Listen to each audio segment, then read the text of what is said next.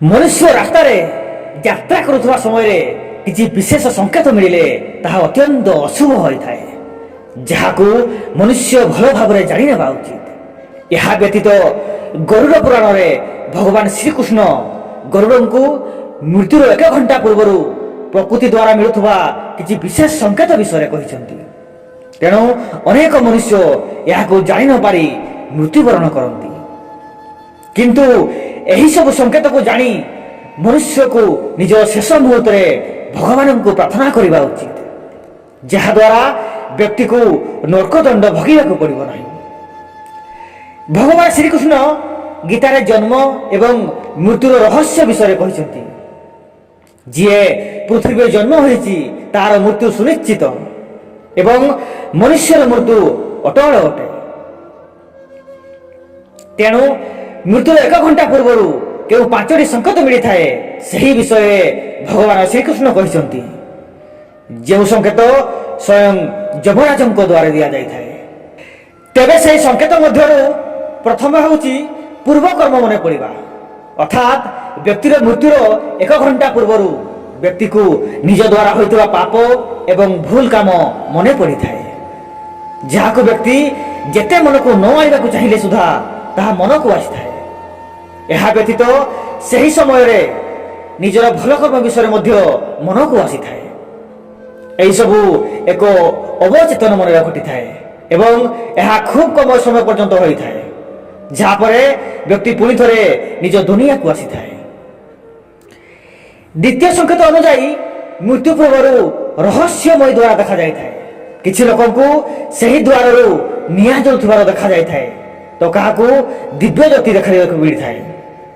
एपरी संकेत मिलुवा व्यक्तिर 24 घंटा मध्य मृत्यु हो जाए। एपरी द्वार स्वर्ग एवं नरकर द्वार होता है। भगवान श्रीकृष्ण को अनुजाई तृतीय संकेत होची मनुष्य को निजर मृत्यु पूर्व यमराज दूत ताक निकट को आसुवार आभास मिलता है। मनुष्य को निज पाखरे कौन नकारात्मक शक्ति रहिबार अनुभूत होता है।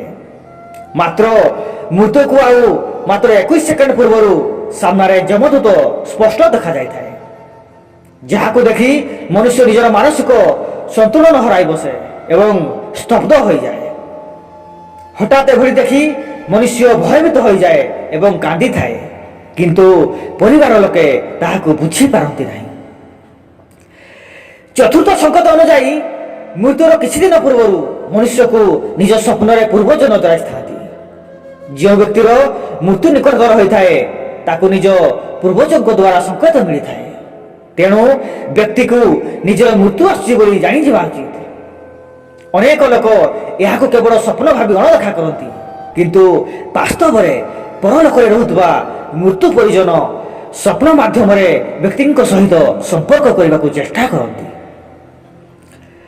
पंचम संकेत अनुजाई पेचा घर को आसी राबिबा अशुभ संकेत होता है। जदि एपरी बारंबार होता है तेबे यह मृत्युर संकेत होता है। पेचा यही संकेत देता है जे व्यक्तिर मृत्यु निकटतर अटे। जो व्यक्ति राति पेचार राब शुणी उठी पड़े एवं भयभीत हो जाए ताहार मृत्यु निकटतर होता है। तेणु यह जानिबा परे सही व्यक्ति निजर कर्म को समालोचना करी भूल सुधरिबा आवश्यक एवं निजर परिवार लोकंक सहित समय बिताइबा आवश्यक। तो दर्शक बंधु, आम चैनल वीडियो माध्यम आपन जदि एपरि किछि नुआ जानिबा पाई चाहछथि ताहले वीडियो को लाइक एवं चैनल को सब्सक्राइब कर दियंतु। धन्यवाद।